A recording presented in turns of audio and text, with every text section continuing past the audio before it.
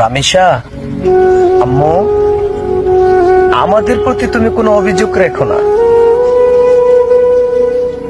আম্মু, আমাদের এত তো ক্ষমতা নেই।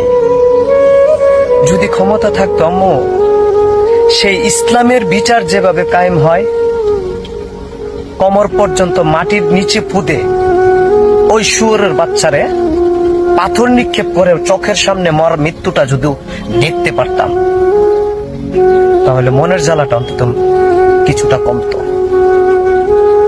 আম্মু, জানি না তোমার বিচারটা সুষ্ঠুভাবে হবে কিনা, আমরা দেখতে পারবো কিনা।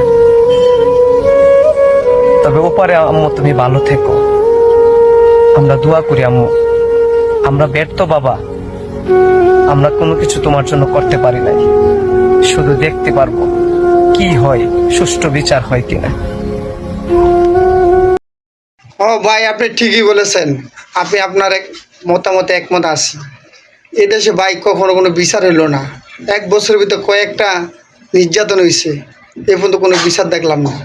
আল্লাহর কাছে আমরা বিচার দিয়ে দিলাম, এছাড়া আমাদের কিছু করার নাই।